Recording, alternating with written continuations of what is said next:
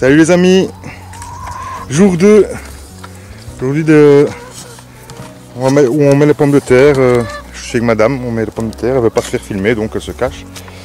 Et alors qu'est-ce qu'on fait? Qu'est-ce qu'on a fait? Bon, un petit rappel de ce qu'on a fait le jour 1.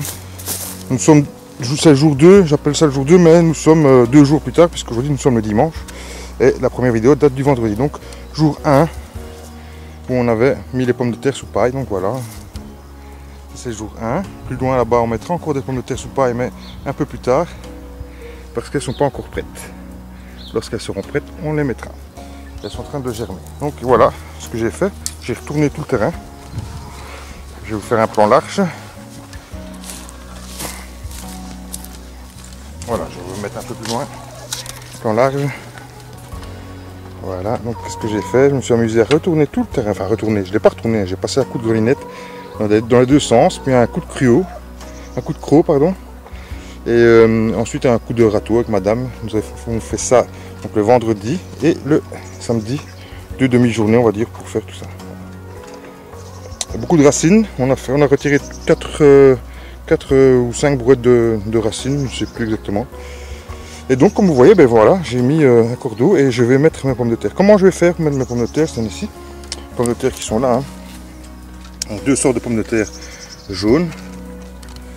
On a eh bien, 2 sortes que je ne connais pas. Donc c'est une sorte, c'est de la première, je ne connais pas du tout. On verra ce que ça va donner.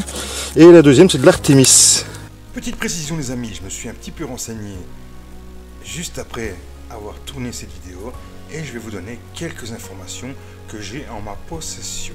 Alors c'est une pomme de terre qui vient de Hollande apparemment. C'est une pomme de terre dite précoce, donc à mon avis la maturité c'est entre 70 et 80 jours, même si je n'ai pas plus d'informations là-dessus. La taille elle est moyenne de la pomme de terre, hein, c'est une taille moyenne. La chair est jaune, la peau est jaune, chair jaune. Alors elle est assez peu sensible au mildiou du feuillage et par contre elle est très sensible au mildiou du tubercule, que je ne savais même pas que c'était qu'il y avait un mildiou de feuillage ou mildiou du tubercule. Donc eh bien ça, je vais devoir me renseigner pour savoir un petit peu de quoi, qu'est-ce qu'il en ressort de cette sensibilité, parce que pour le feuillage, je sais que c'est une attaque qui vient sur les feuilles, qui fait mourir les feuilles, mais sur le tubercule, à quoi ça ressemble, j'en sais strictement rien.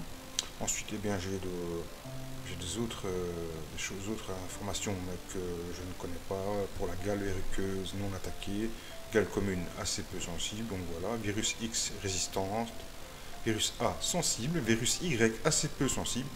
Je ne sais pas de quoi, quel est ces virus, sûrement des maladies de pommes de terre qui sont un peu plus spécifiques, qui ne sont sûrement pas très utiles à nous, puisque nous ne sommes sûrement pas assez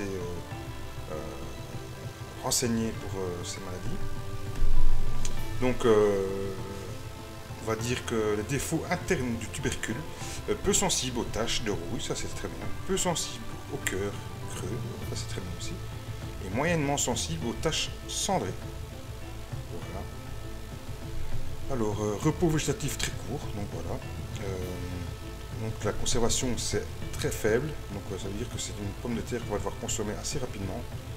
Voilà, c'est pas très grave. Et qualité culinaire, donc tenue à la cuisson assez bonne à bonne, groupe culinaire B, ça correspond sûrement eh bien, à une sorte de tableau sûrement, mais que je n'ai pas en possession.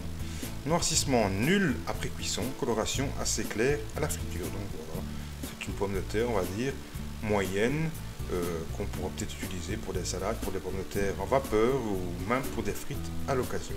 Alors pour l'Artémis, je me suis aussi renseigné, j'ai quelques informations à vous donner. Alors la maturité précoce aussi, entre 80 et 110 jours, à peu près à mon avis la même chose que pour la pomme de terre première. C'est un oblong allongé aussi, peau jaune et chair jaune comme l'autre. Yeux peu profonds, à mon avis, ça c'est pour les petits défauts qu'il y a dans la pomme de terre.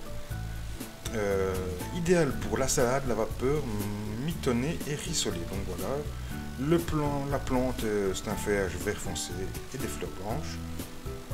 On me dit que le rendement est assez élevé, donc ça c'est très bien. Hein. Alors pour le mildiou du feuillage, ici on est assez sensible. Et le mildiou du tubercule, par contre, on est peu sensible, donc ça c'est très bien. Par contre, le virus Y, très peu sensible, donc ça c'est bien. Repos végétatif, très court, donc très bien aussi. Donc voilà ce que je savais pour les informations que je pouvais vous donner sur ces deux variétés de pommes de terre. On verra ce que ça donnera aussi. Si on est content, ben on recommencera. Si on n'est pas content, on changera. De toute façon, pour l'instant, on est en mode test puisqu'on débute. Donc voilà. Comment je vais faire? En fait, je vais faire avec ce système d'objets. Je vais faire des trous chaque fois. Donc je ne vais pas faire de butée. Je vais faire chaque fois un trou. Et je vais mettre une pomme de terre rebouchée avec la terre, avec cet objet. Et ensuite, eh bien, voilà, je buterai au fur et à mesure, peut-être avec de la tonte d'herbe. Ensuite, je verrai bien exactement comment je pratiquerai, mais je pense que je ferai avec de la tonte d'herbe. Donc, qu'est-ce que j'ai fait? J'ai mis un cordeau. J'ai séparé en fait le terrain en deux. Hein. Donc ici, ça va être juste ici au milieu, donc là où il y a l'arbre. En fait, ça va être mon passage que je me suis fait. Pour délimiter, en fait, je vais faire les jaunes d'à côté. Je vais voir si je sais mettre toutes les jaunes à côté. Si je sais pas, je mettrai les jaunes par ici aussi. Et j'ai encore donc des chéris qui sont des pommes de terre rouges, donc chair jaune mais pelure rouge. Elles, eh bien, si je n'ai pas assez ici, je ferai sous paille, mais alors là où il y a ma pelouse, je ferai ceci. Donc voilà, j'ai mis un cordeau ici, comme vous voyez. Je vous montre ça un peu mieux. Voilà, j'ai mis un cordeau ici, entre les deux. Ce que je vais faire, c'est que je vais chaque fois, par exemple, voilà, prendre l'exemple, voilà, j'ai la terre.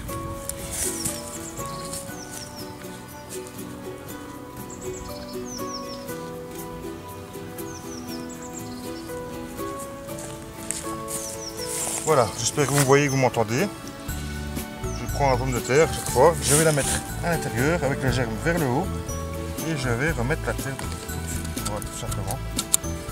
Et tous les 30 cm, ensuite, je vais refaire. Donc, voilà, tous les 30 cm plus ou moins. Je fais le même système. Une pomme de terre avec le germe sur le dessus. Et je remets chaque fois. Donc, je vais faire ça sur tout le rang et sur tout le terrain. Bon, moi je ne vais pas vous montrer puisque vous connaissez maintenant un peu avec tous les jardiniers qui font le système. Et on se retrouve à la fin pour une petite conclusion de ce jour 2 de l'installation des pommes de terre. Il y aura un jour 3 sûrement avec les pommes de terre chez vous. Allez, à tout de suite. Ben voilà les amis, phase 2 du jour 2 terminée. Bon, ça a été assez rapide hein, avec la technique. J'ai été agréablement surpris et je suis très content parce que la technique va très bien. Je pense que je vais aborder cette technique là pour les autres années, c'est ce que je pense faire. Donc bien c'est facile, hein, je vous ai expliqué tout à l'heure. J'utilise ceci, donc je fais un trou, je mets ma pomme de terre et je recouvre avec la terre avec l'outil, tout simplement. Voilà, on a mis 2 fois 70 pieds de pommes de terre aujourd'hui. On a mis une petite heure à 2 avec madame, c'était agréable, en plein soleil, on se croirait en été. Alors que nous sommes au printemps, qui a 5 jours, on se demandait si on n'était pas encore en hiver. Ouais, ça c'est le temps de la Belgique et du Nord, hein. On a toujours des saisons qui passent très vite. On passe de l'extrême à l'autre. Aujourd'hui c'est franchement bon, on se croirait franchement en été.